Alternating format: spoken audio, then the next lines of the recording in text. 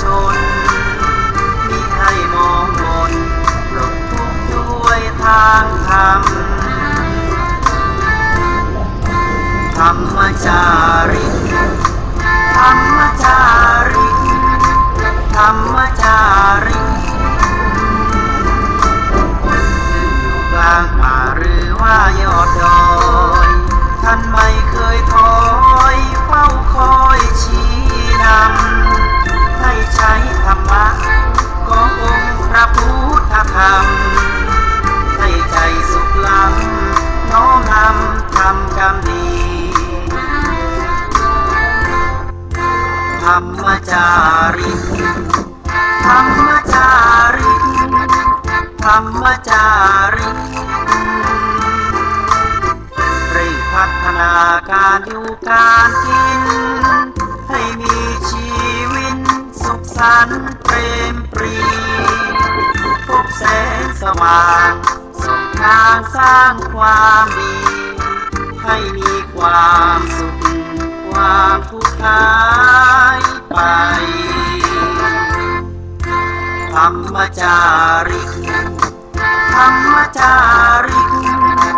ธรรมจาริก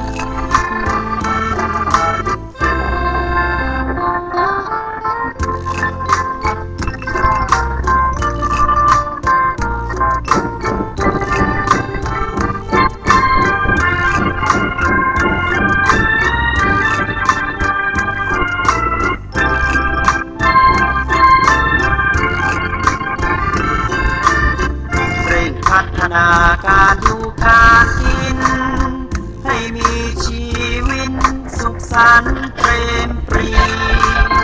พบแสงสว่างส่องทางสร้างความดีให้มีความสุขความทุกข์หายไปธรรมจาริกธรรมจาริกธรรมจาริกธรรมจาริก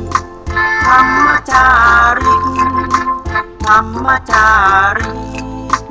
ธรรมจาริก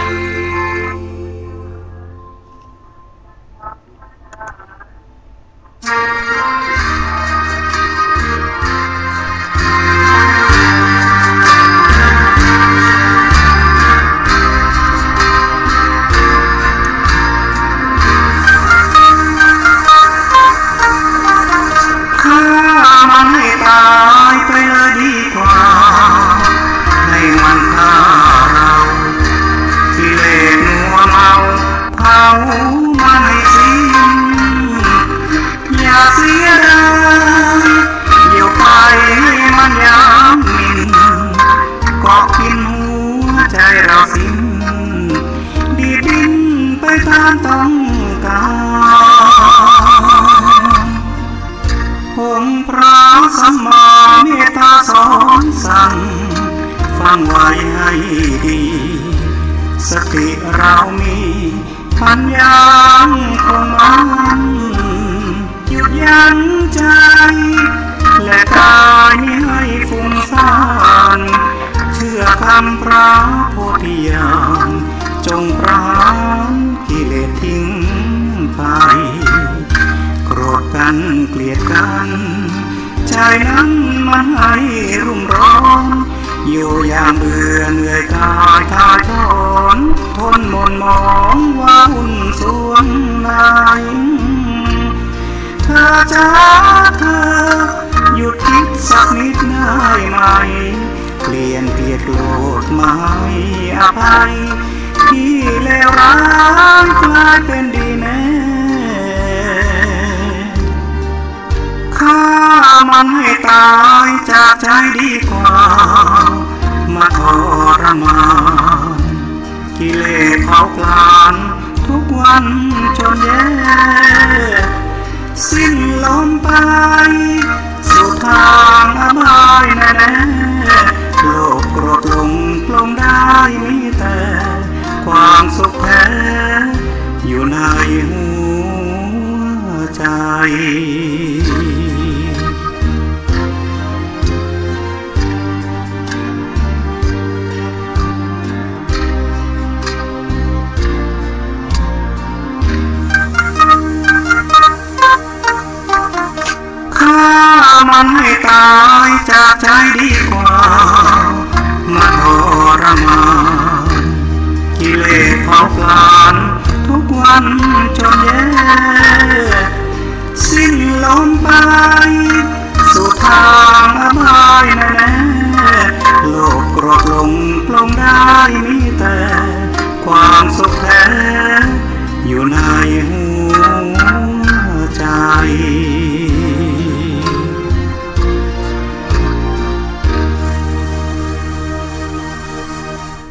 ขอนอบน้อมแด่พระรัตนตรัยขอถวายความเคารพพระเดชพระคุณหลวงพ่อพระเทพโกศลที่ปรึกษาเจ้าคณะภาค7เจ้าอาวาสวัดสลีโสดาพระอารามหลวงพระมหาเถระครูบาอาจารย์ทุกตนทุกองค์เจริญสุขเจริญธรรมท่านสาธุชนท่านผู้ฟังสถานีวิทยุรายการธรรมะจากวัดไฟหินในคลื่น FM 104.50 เมกะเฮิรตซ์ทุกท่านทุกคนเมื่อค่ำยามแลงวันนี้เป็นวันจันทร์ที่10เดือนกันยายนพุทธศักราช2561เดือน12เหนือออกค่ำวันนี้ก็เป็นวันเริ่มต้นของเดือน12เหนือและเป็นวันเริ่มต้นของสัปดาห์ในต้นเดือนในเดือนกันยายนเข้าสู่กลางเดือนในวันนี้อาตมาภาพท่านพระครูปัญญาสังฆการผู้ช่วยเจ้าอาวาสวัดสลีโสดาพระอารามหลวงท่านพระครูพรหมินทร์ก็ได้มาพบปะท่านสาธุชนในรายการธรรมะยามค่ำยามแลงในวันนี้ในช่วง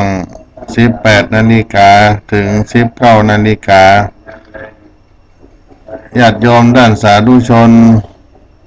ทุกท่านที่ได้รับฟังรายการธรรมะในช่วงนี้ก็คงจะเป็นช่วงที่ได้กลับเข้าที่พักที่อาศัยของตัวเก่าได้ไปทำการทำงานมาตลอดวันในวันนี้ก็คงจะพักเหนื่อย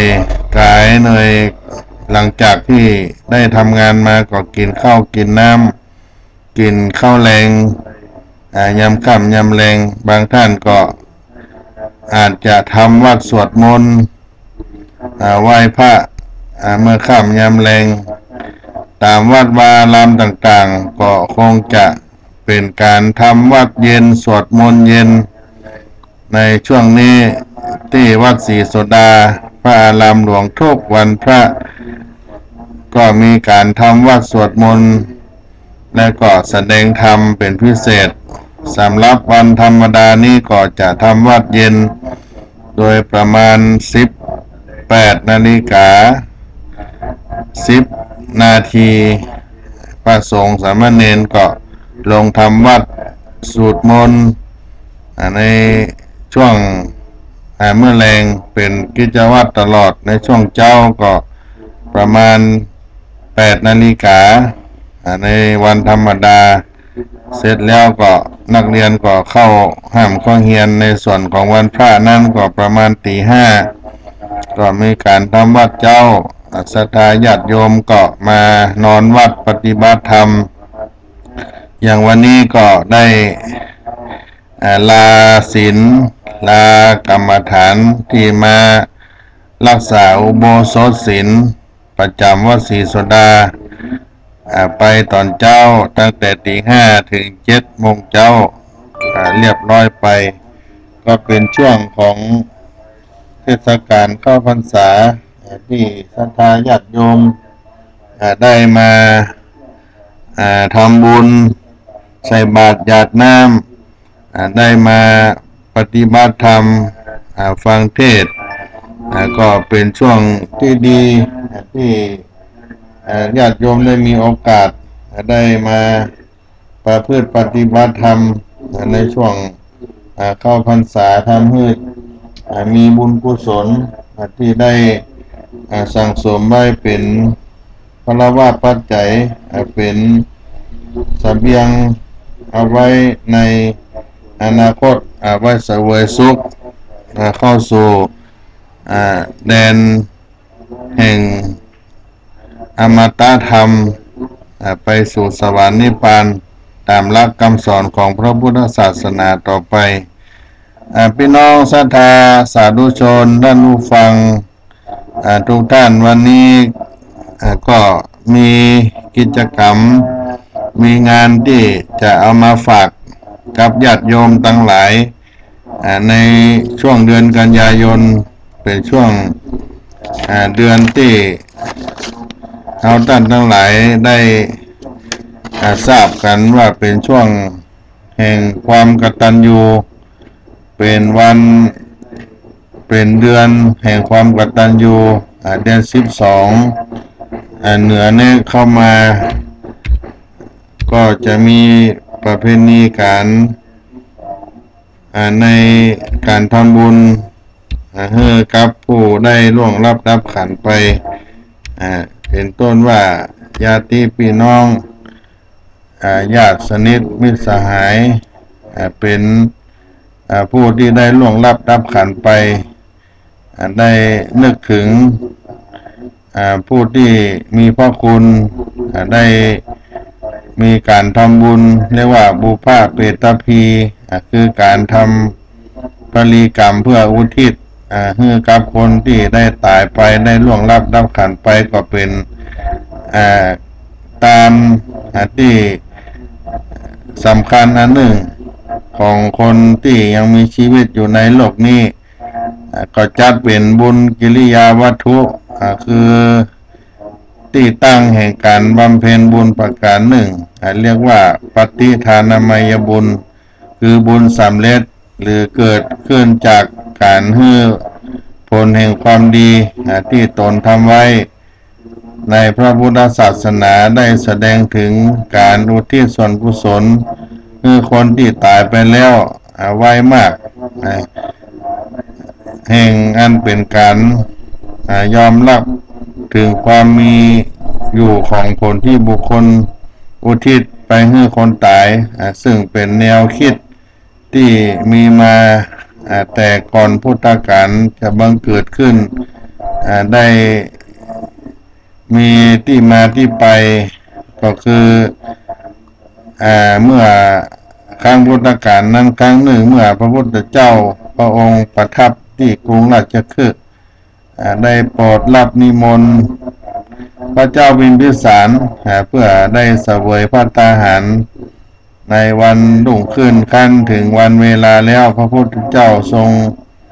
รับมหาทานในราชนิเวศของพระเจ้าพิมพิสารเสวยแล้วในคณะนั้นเปรตทั้งหลายที่เป็นญาติของพระเจ้าพิมพิสารมาห้อมล้อมอยู่หวังว่าพระเจ้าพิมพิสารจะทรงอุทิศทานให้นั้นพระเจ้าพิมพิสารถวายมหาทานแด่พระพุทธเจ้าแล้วกังวลคิดอยู่แต่เรื่องที่จะประทับของสมเด็จพระสัมมาสัมพุทธเจ้าเพียงอย่างเดียวก็ได้อุทิศส่วนกุศลไปให้ไผที่ได้ล่วงลับดับขันไปกันว่าถึงเวลากลางคืนหมู่เพศที่ได้สิ้นหวังจากการอุทิศทานก็ปากันออกมา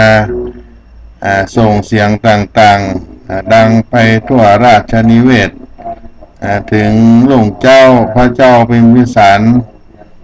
ด้วยความหวาดกลัวในจิตในใจสะดุดพระราชฤทัยองค์กราบทูลพระพุทธเจ้าว่าเสียงนั้นเป็นเหตุอันใดจะเกิดอย่างขึ้นแก่พระองค์พระพุทธเจ้าพระองค์ทรงตรัสว่าเป็นเสียงของพระญาติของพระเจ้าพิมพิสารที่เกิดเป็นเปรตหวังว่าเมื่อพระองค์ได้ถวายมหาทานแด่พระพุทธเจ้าแล้วจะได้อุทิศส่วนกุศลแก่ญาติเปรตทั้งหลายนั้นพระเจ้าพิมพิสารไม่ได้อุทิศส่วนกุศลแก่ญาติแก่เปรตทั้งหลายนั้นพวกเขาก็พากันหมดหวังสิ้นหวังจึงได้ส่งเสียงเช่นนั้นพระเจ้าพิมพิสารกราบทูลขอให้พระพุทธเจ้าทรงรับนิมนต์เสวยภัตตาหารในวันรุ่งขึ้นเพื่อที่จะได้อุทิศถวายทานแก่เปรตและญาติเหล่านั้นในวันรุ่งขึ้นพระพุทธองค์ก็เสด็จเข้าไปในราชนิเวศพร้อมโดยภิกษุสงฆ์พระพุทธเจ้า ได้ทำอาการของเปรตทั้งหลายนั้นปรากฏเฉพาะหน้าพระเจ้าพิมพิสารได้เกิดขึ้นฮือหันแล้วพระเจ้าพิมพิสารก็ถวายน้ำทักษิโนทกแล้วก็กล่าวว่าขอทานนี้จงมีแก่พวกท่านในคณะนั้นก็บังเกิดสะบกกรณีขึ้นหมู่เปรตพากันชำระตนดื่มน้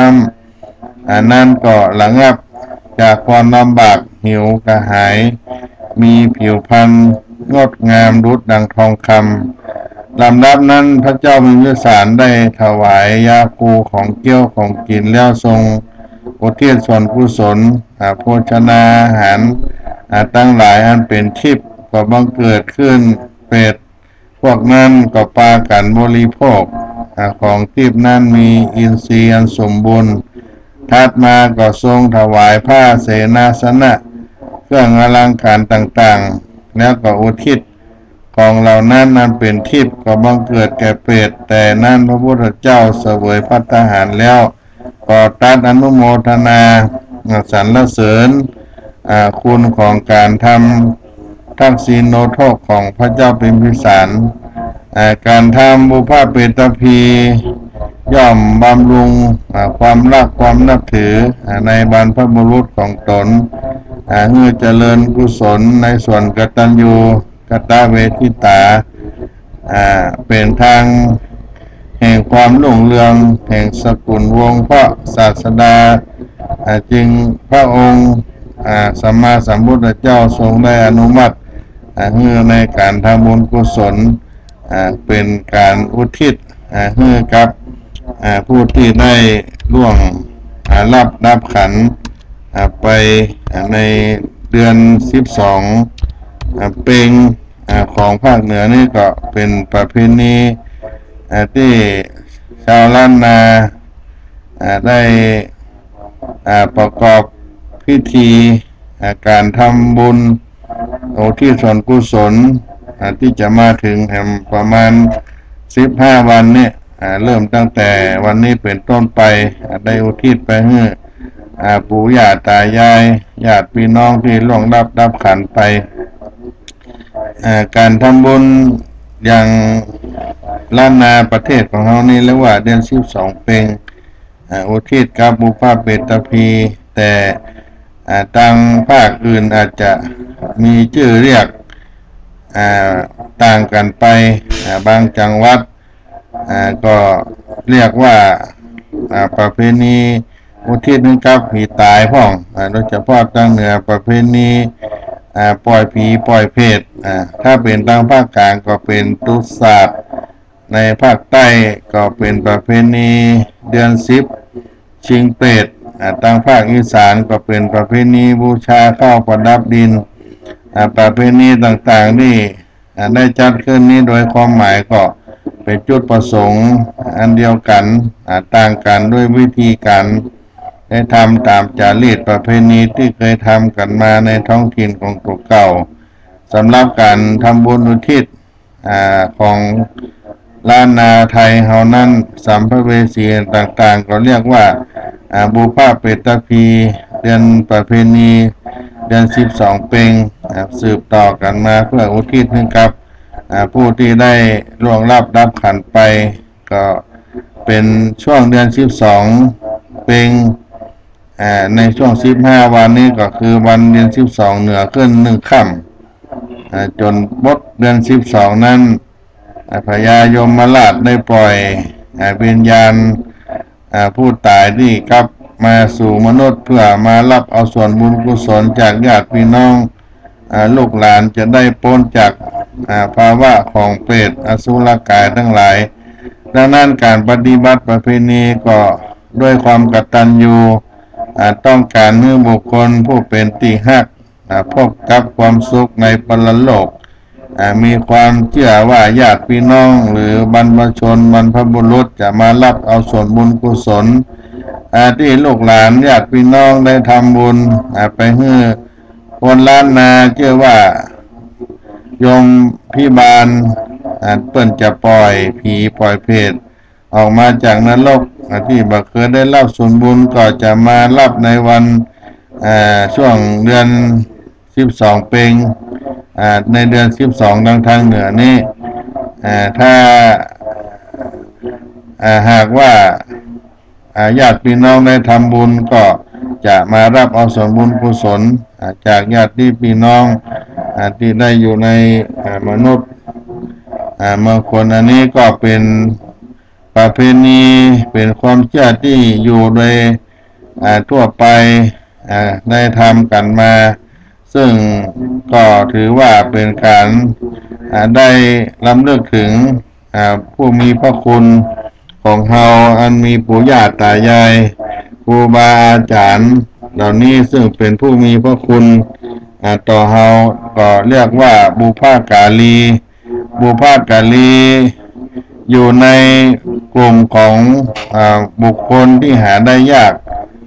บุคคลที่หาได้ยากก็คือบุพกาลีผู้ที่ได้ทำความดีแก่เฮามาก่อนและกตัญญูกตเวทีคนที่รู้บุญคุณคนแล้วก็ทำบุญตอบแทนในทางพระพุทธศาสนาของเฮานั้นเป็นเรียกว่าคนที่หาได้ยากในโลกนี้มี2ประการบุคคลที่พร้อมด้วยคุณสมบัติทั้ง2ประเภทนี้หาได้ยากก็คือฝ่ายหนึ่งทำอุปการะมาก่อนอีกฝ่ายหนึ่งก็ได้รับความได้รับแล้วแต่บ่ได้ตอบแทนทั้ง2ฝ่ายปฏิบัติต่อกันบ่สม่ำเสมอเพราะคนเฮานั้นถูกอวิชชาตัณหามาครอบงำก็จึงมุ่งแต่ประโยชน์ตนฝ่ายเดียวเมื่อตนได้รับความสุขแล้วบ่คิดแลเหลียวคนอื่นก็จึงเป็นการยากที่จะเป็นบุพกาลีส่วนผู้ที่ได้รับอุปการะจากผู้อื่นแล้วนั้นโดยมากรู้จักแต่คุณบ่รู้จักขอบคุณจึงเป็นการยากเช่นกันที่จะทำตนเมื่อเป็นผู้กตัญญูกตเวทีต่อบุพกาลีได้บุพกาลีบุคคลทำอุปการะมาก่อนหมายถึงบุคคลที่เป็นผู้มีอัธยาศัยเอื้อเฟื้อเผื่อแผ่อกอ้อมอารีมีจิตประกอบด้วยความรักความปรารถนาดีมุ่งกระทำอุปการะคุณหวังความสุขความเจริญต่อผู้อื่นโดยบ่หวังผลตอบแทนในภายหลังจำแนกเป็น4ประเภทก็คือมารดาบิดาอันที่1อันที่2ครูบาอาจารย์อันที่3พระมหากษัตริย์อันที่4พระสัมมาสัมพุทธเจ้าอันที่1นั้นพ่อแม่เป็นบุพกาลีมารดาบิดาต่อบุตรเป็นบุพกาลีต่อบุตรธิดาท่านเป็นผู้ให้กำเนิดชีวิตของลูกของเต้าลูกที่บุตรธิดานั้นบำรุงเลี้ยงดูให้ได้รับความสุขที่จะดูแลตักเตือนมาให้ได้ทำชั่วแนะนำสั่งสอนให้ตั้งอยู่ในคุณงามความดีให้ศึกษาวิชาความโง่สมฐานะและก็เติบโตใหญ่ขึ้นมาก็หาคู่หาครองที่ดีให้และก็มอบทรัพย์สมบัติให้ในเวลาเหมาะสมก็นับว่าเป็นพระคุณนั้นใหญ่หลวงต่อลูกต่อเต้าอันที่2ครูอาจารย์เป็นบุพกาลีของศิษย์พ่อเป็นผู้อนุเคราะห์ศิษย์ด้วยการแนะนำสั่งสอนต่อจากพ่อจากแม่ให้ศิษย์ได้รู้ว่าสิ่งใดดีมีประโยชน์สิ่งใดบ่ดีบ่มีประโยชน์มีโทษควรหรือบ่ควรประพฤติครูบาอาจารย์ก็จะได้สั่งได้สอนอันที่3พระมหากษัตริย์เป็นบุพกาลีของพระสงฆ์นิกร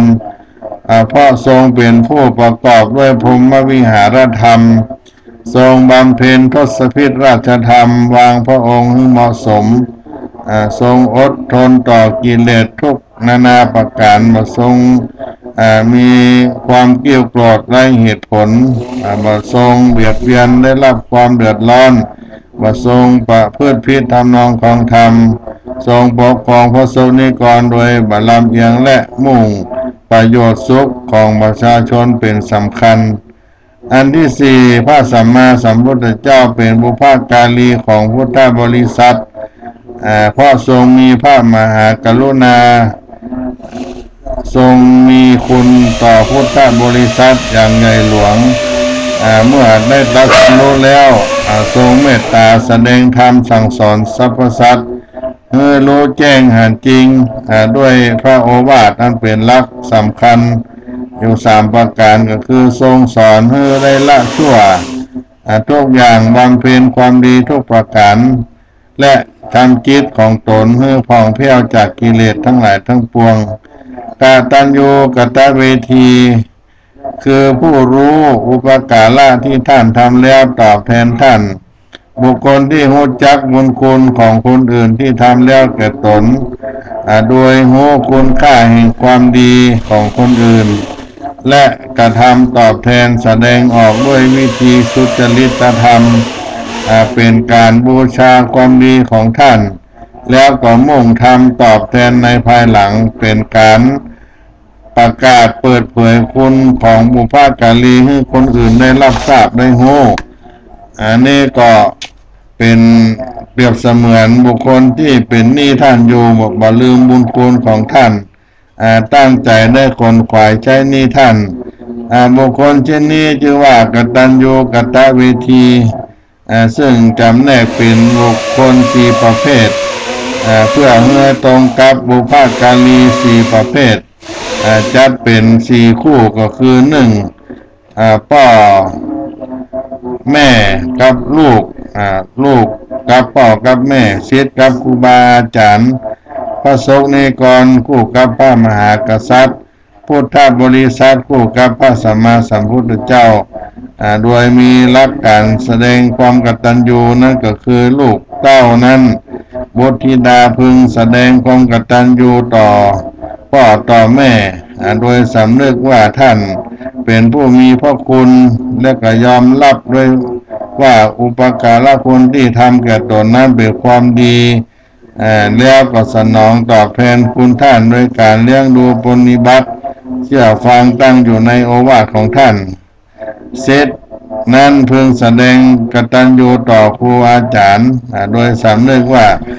ท่านเป็นผู้มีพระคุณแก่ตนยอมรับด้วยใจว่าการอบรมของท่านนั่นเป็นความดีจริงแล้วสนองตอบพระคุณท่านด้วยการแสดงความเคารพปฏิบัติรับใช้บ่ได้ลบหลู่ดูหมิ่นท่านพระสงฆ์นิกรพึงแสดงกตัญญูกตเวทีต่อพระมหากษัตริย์โดยสำนึกว่าพระมหากษัตริย์ทรงเป็นผู้มีพระคุณแก่ตนแล้วได้รับด้วยใจว่าการที่พระองค์ดูแลทุกสุขปกป้องผ่องภัยต่างๆแก่ตนนั้นเป็นความดีแล้วก็ได้สนองตอบพระคุณของพระองค์ด้วยการที่เป็นผู้มีความจงรักภักดีมีการประพฤติตนเป็นพลเมืองดีรู้รักสามัคคีเหล่านี้เป็นต้นพุทธบริษัทพึงแสดงกตัญญูกตเวทีต่อพระสัมมาสัมพุทธเจ้าโดยสำนึกว่าพระพุทธองค์ทรงมีพระมหากรุณาคุณต่อมวลมนุษย์และสรรพสิ่งสรรพสัตว์ทั้งหลายด้วยความเป็นจริงและยอมรับด้วยใจว่าการที่พระองค์ทรงสั่งสอนหลักธรรมที่ตรัสรู้นั้นเป็นความดีอันยิ่งใหญ่แล้วสนองตอบพระคุณด้วยการน้อมนำเอาหลักธรรมมาปฏิบัติใช้ในชีวิตประจำวันให้เกิดประโยชน์สูงสุดผู้มีปัญญาควรทำอุปการะแก่คนอื่นในคณะเดียวกันก็ระลึกถึงอุปการะของท่านและทำตอบแทนสนองคุณท่านตามหน้าที่ดังกล่าวมาก็จัดว่าเป็นคนดีที่มีหาได้ยากในทางพระพุทธศาสนาเพราะฉะนั้นการได้ทำคุณงามความดีดังกล่าวอานิสงส์ของความกตัญญูกตเวทีก็มีหลายประการจัดเป็นคนดีที่ได้ยกย่องสรรเสริญของนักปราชญ์เป็นเหตุให้ได้มนุษย์สมบัติสวรรค์สมบัตินิพพานสมบัติมุ่งไปสู่มหากุศลตามลำดับเป็นคนที่บ่ประมาทมีแก่นธรรมประจำใจได้รับประโยชน์ ทางรักษาพระพุทธศาสนาไว้ได้ชื่อว่าเจริญโดยตามนักปราชญ์มีที่พึ่งอันประเสริฐเลิศด้วยคุณธรรมมีศีลสมาธิปัญญาอันนี้ก็เป็นเรื่องของความกตัญญูกตเวทิตาธรรมญาติโยมท่านสาธุชนทางวัดศรีโสดาพระอารามหลวงนั้นก็จะได้มีการจัดการบำเพ็ญบุญวันกตัญญูของวัดศรีโสดาประจำปีทุกปีวันที่22เดือนกันยายนของทุกปีนั้นก็เป็นวันที่รำลึกถึงผู้มีพระคุณในโครงการพระธรรมจาริกนั่นก็คือเจ้าพระคุณสมเด็จพระพุทธชินวงศ์องค์ปฐมประธานคณะพระธรรมจาริกที่ได้มรณภาพละสังขารไปในวันที่22กันยายนปี2537ได้เสียชีวิตละสังขารไปก็ได้ยึดถือเอาวันนี้เป็นวันกตัญญูของคณะพระธรรมจาริกและวัดศรีโสดาพระอารามหลวงก็ได้รำลึกถึงท่านครูบาเจ้าศรีวิจัยเป็นปฐมเจ้าวาดวัดศรีโสดาพระอารามหลวงทั้งสองท่านสององค์นี้เป็นผู้มี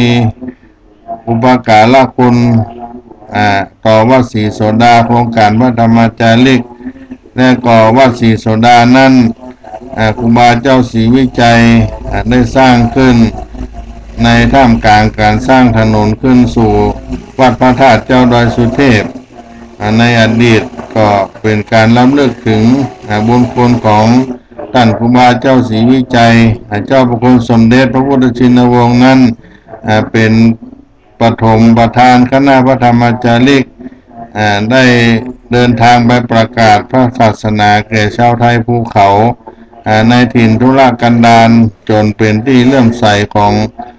ลูกหลานชาวเขากุลบุตรลูกหลานชาวเขาที่มาบวชในโครงการพระธรรมจาริกวัดศรีโสดาวัดเบญจมาบพิตรตั้งแต่ปี2508เป็นต้นมาและต่อมานั้นก็ได้มีการตั้งสำนักงานที่วัดศรีโสดาพระอารามหลวงแห่งนี้เป็นศูนย์กลางของพี่น้องชาวเขาทั่วภาคเหนือพี่น้องพวกเผ่าต่างๆก็ได้มาบวชเรียนศึกษาอยู่ในโครงการพระธรรมจาริกไปบวชที่วัดเบญจมาบพิตรได้เข้ามาศึกษาเล่าเรียนที่วัดศรีโสดาเป็นต้นว่าพี่น้องกะเหรี่ยงม่งเย้าลาหูอาขาลิซูไทยใหญ่ไทยน้อยปรองตองสู้พมุถิ่นลั่วต่างๆเหล่านี้ก็มาอยู่ที่นี่เพราะฉะนั้นวัดศรีโสดาพระธรรมจาริกก็ได้รำลึกถึงเจ้าคุณสมเด็จพระพุทธชินวงศ์และท่านเจ้าครูบาศรีวิจัยก็ได้มีการจัดงานอันเป็นที่สำคัญของโครงการพระธรรมจาริกก็เป็นปีที่23ในปีนี้ก็ได้จัดขึ้นในวันเสาร์ที่22กันยายนนี้ก็จะมีการทำบุญถวายผ้าป่าสามัคคีถวายพระตาหารเพลแก่พระสงฆ์สามเณรที่มาร่วมงานโดยประมาณ400 กว่ารูปและพระเถระอุบาสกอุบาสิกาที่มาร่วมงานในการประกอบพิธีทักษิณานุปทานของวัดศรีโสดาพระอารามหลวงนี่ก็เป็นกิจกรรมก็จึงขอเชิญชวนพี่น้องศรัทธาได้มาร่วมกัน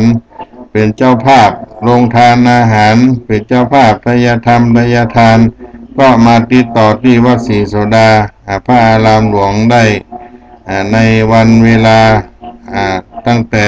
8 โมงเป็นต้นไปจนถึง16 นาฬิกาก็มาติดต่อที่วัดศรีโสดาพระอารามหลวงได้ก็ฝากบุญกุศลไว้และอีกอันหนึ่งก็เป็นโครงการธรรมสัญจรของคณะสงฆ์ตำบลสุเทพเพื่อเฉลิมพระเกียรติพระบาทเฉลิมพระเกียรติสมเด็จพระเจ้าอยู่หัวรัชกาลที่10โดยคณะสงฆ์ศรัทธาตำบลสุเทพทุกท่าน ได้ร่วมกันจัดเป็นครั้งที่4ในรอบปีนี้และก็จะมาปิดโครงการธรรมสัญจรเฉลิมพระเกียรติในหลวงรัชกาลที่10ที่วัดศรีโสดาพระอารามหลวงในช่วงเวลา 18 นาฬิกาเป็นต้นไปแล้วก็เป็นงานของคณะสงฆ์ตำบลสุเทพที่มีเทศบาลตำบลสุเทพได้สนับสนุนงบประมาณและก็ศรัทธาสาธุชนหัววัดหัววาดต่างๆหน่วยอบรมประชาชนประจำตำบลก็ดีต่างก็ร่วมกันที่ได้จัดได้ทำโครงการนี้ได้มีการฟังเทศน์ได้มีการสวดมนต์ตอบปัญหาธรรมะได้เป็น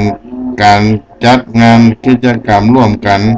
และก็น้อมเกล้าถวายให้กับในหลวงรัชกาลที่10ในวันเดียวกันนั้นก็มีอยู่2 งานคือวันกตัญญูวัดศรีโสดาและวันแสดงธรรมสัญจรของคณะสงฆ์ตำบลสุเทพศรัทธาตำบลสุเทพก็เป็นข่าวสารงานบุญประชาสัมพันธ์ให้กับบรรดาพ่อแม่พี่น้องศรัทธาได้รับทราบและขอเชิญชวนทุกท่านได้มาร่วมกินร่วมทานร่วมงานด้วยกันตามกำหนดการที่ได้กล่าวไว้แล้วดังกล่าวในวันที่22 กันยายนที่จะมาถึงนี้ในใต้รายการวันนี้ก็จะหมดเวลาเมื่อค่ำยามเย็นไปขอให้พี่น้องศรัทธาท่านผู้ฟังทั้งหลายที่อยู่ทางบ้านอยู่ทางในรถในยานพาหนะอยู่ในที่ต่างๆได้รับฟังธรรมะจากวัดฝ่ายหินสถานีวิทยุ FM 104.50ทุกท่านได้อยู่เย็นเป็นสุขบุญกุศลได้รักษาได้มีการปรารถนาสิ่งใดก็ขอให้สมความมุ่งมั่นปรารถนากับท่านทั้งหลายทุกท่านทุกคนก็ขอความสุขความเจริญจงมีแก่ท่านไว้ณโอกาสนี้อาตมาภาพก็ขอให้ท่านได้สมความมุ่งมั่นปรารถนาทุกท่านทุกคนเสียงธรรมจากวัดศรีโสดาพระอารามหลวงก็ขอให้ทุกท่านได้อยู่เย็นเป็นสุขกันทั่วหน้าจัตตาโลธรรมาวัฏันติอายุวันโนสุขังพลังดินแดนถิ่นดงธุรกันดารมีนามเรียกขานของศิษย์พระสถาคตผู้ออกเผยแผ่ธรรมะแก่ผู้ราชนมิให้มองมนหลบทุกข์ด้วยทางธรรมธรรมจาริกธรรมจาริกธรรมจาริกกลางป่าหรือว่ายอดดอยท่านไม่เคยถอยเฝ้าคอยชี้นำให้ใช้ธรรมะขององค์พระพุทธธรรมให้ใจสุขล้ำน้อมนำทำกรรมดีธรรมจาริกธรรมจาริกธรรมจาริกเร่งพัฒนาการอยู่การกินให้มีชีวิตสุขสันต์เปรมปรีพบแสงสว่างส่องทางสร้างความดีให้มีความสุขความทุกข์หายไปธรรมจาริกธรรมจาริกธรรมจาริก